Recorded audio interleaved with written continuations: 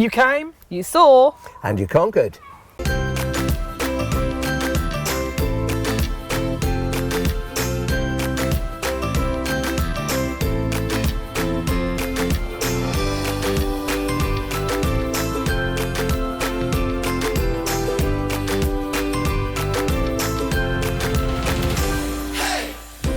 Welcome to Get Gardening. I'm Thordis Fridriksson, I'm Alan Gray. and I'm Ian Roofe. and today we're setting you up for success on your veg plot. Now, guys, there are a few key things that people need to remember if they're going to make sure their plants grow well. For example, feeding them, which is something that I quite often forget to do. Well, there are a number of ways that we've obviously talked about feeding. We've looked at nourishing the soil in terms of organic matter, but obviously topping up feed throughout the season is really important because plants will be using that all the time, won't they? They will. I think you can take a tip from nurseries here, because nurseries, they know a thing or two, and they actually use an awful lot of foliar feed. It's not something that people talk about very much, but it's something that really, really works, don't you think? Yeah, it's great because the leaves absorb feed very, very quickly, and it gets straight into the system of the plant and it gets straight to where it's needed, which is flowers, fruit, or in the roots. Now, of course, if you're a real beginner gardener, and I know this particularly firsthand from my other half, sometimes you think that it's all about more. More is best. And while regular feeding is important, the strength of the feed, that isn't a situation where more is best. No, plants don't want to have a glut of food, do they? They really want to have small amounts of food every time you water them, really, Al. Little and often is the trick. Or a little bit of what you fancy does you good, I don't know which. And water as well. I mean, veg aside, the roses in my garden, the years that they've had a lot of water, they do fantastically well. And there are so many veg crops that just thrive and flourish when you water them regularly.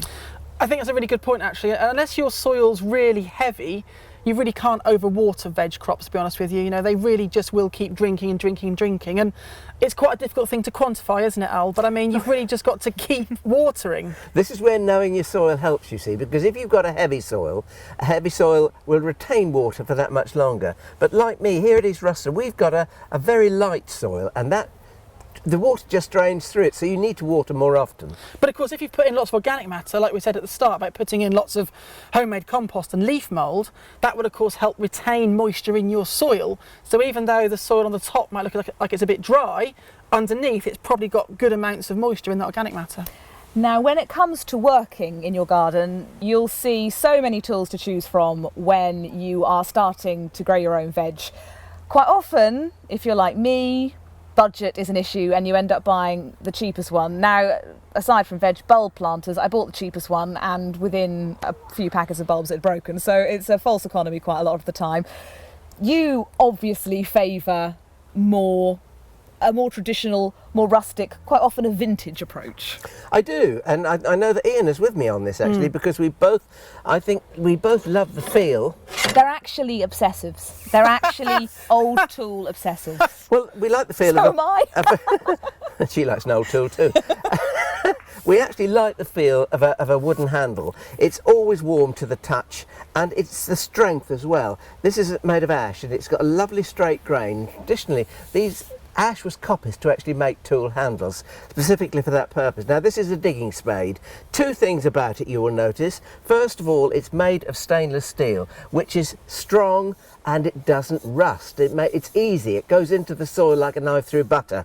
It also has these little footrests on the top here, so when you're digging, you don't get that sharp ridge that goes into your boot and causes your feet to hurt. So that's an important point. So you need a good digging spade. That's the first tool that we're going to talk about. The other one is a good digging fork.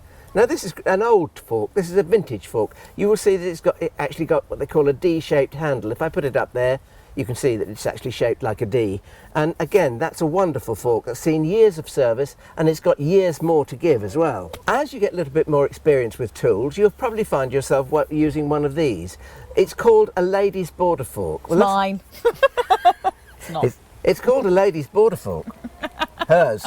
No, it's not. It's also called a boy's fork. In actual fact, it's a border fork. It's for going in between plants, forking out weeds, and it was probably used, yes, by ladies, yes, by young apprentice gardeners, but it's actually the size that makes it convenient for going in between lots of other crops. If you're growing your veg in no-nonsense rows, you need a hoe. Something with a nice big blade on it like this one. It's a bit dusty, but there we are, never mind. A swan neck, that's what they call the swan neck there. And again, a nice strong ash handle. And that can aerate the soil, you can get rid of the weeds, and it's a first-class, good all-round garden tool. And of course, don't forget a garden rake. Thought I was going to lose my head then. It was a close one. I did try. A garden rake. Again, stainless steel. You'll have to excuse this one. It's not been cleaned, which is probably all to the good because you can see that we actually really do use these tools. So that's, I think, they're the 5 basic tools. You might need to consider in future getting yourself a line and a proper garden line. This is one that you can actually wind. It's lovely. But if you can't afford that to start with, all you need is a couple of bits of bamboo cane, a roll of string, and tied one end to the other, and there you go. There's your garden line. Last of all, you need a trowel to plant with.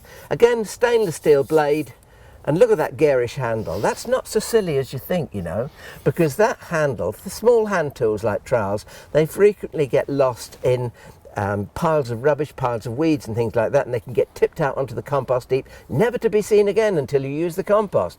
But with that bright orange handle, it's more than likely that you will see it before you chuck it. And it's orange, I like orange. The other thing you need for success is the plants themselves.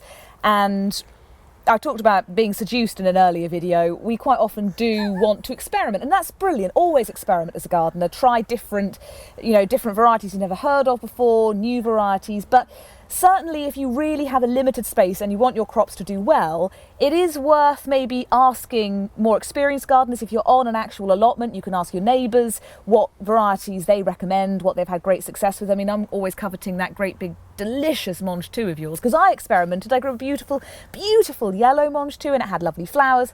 Tasted horrible. So sort of defeated the object. Well, this is one of the great things, you see, if you've got an allotment, you will swap crops because that's what allotmenteers do. And so you'll get to taste numerous different varieties of plants. The other thing I think you can do, you can go to seed companies. They have open days, don't they, Ian? Yep, seed companies will, and a lot of local gardening groups have seed swaps as well, where you can take in something you've grown and get something new, and that's a great way as well to try new varieties. If you're looking for varieties to buy, it's quite a subjective thing, but one thing to look out for on a seed packet are the letters AGM. Award of Garden Merit. And that comes from the RHS, the Royal Horticultural Society, and it's a sign of a plant which grows well, which crops well, which is reliable, isn't it? Well, they've been tested. Yeah. You know, they've made sure that it's going to do well. You can't just give AGM to any old plant. You can't. We did a runner bean trial here and it was awarded to Wisley Magic. The trouble is they asked me the day before which one I would predict would win. And did you predict right? I did. And it's one you still grow here now. I do, Wisley Magic. It's a very nice bean. And another thing, just finally, is something I know you're sort of passionate about, and it's not growing too many of any one thing. Well, it's a big problem, you see, is that I've done it myself. You know, we all get lulled into wanting to have a huge veg patch or allotment, have it, you know, just bulging with produce. Then we all tend to sow the whole packet. But of course, as we said before, you know, if you're growing something like cabbages, there's only 2 of you in the house, you probably only want maybe 8 cabbages at the most, just to take you through the season will be enough. And you were saying about sprouting broccoli. Yeah, sprouting broccoli has a long season. You can get white sprouting broccoli, purple sprouting broccoli, both early and late. 5 plants of each is enough for 2 people. If there's 4 of you, make it 10. And if there's nothing more tempting than a great big row of runner beans, you get those canes up, you do an entire width of your plot, and you just never want to see a runner bean again, and they all go stringy. At least you can save the seed, though. There is that. If you have a glut of something like runner beans, you can save the seed. But there are a few tips, a few crucial things. We'll go into some of them in more depth in the coming months, but good luck. What an adventure. Enjoy. Enjoy. UK? Oh no, UK? Yeah, you can do UK. I say UK. UK. UK? Go to the garden centre. There are walls of tools to choose from. Certainly with certain... that was rubbish. Would you like a wall of tools?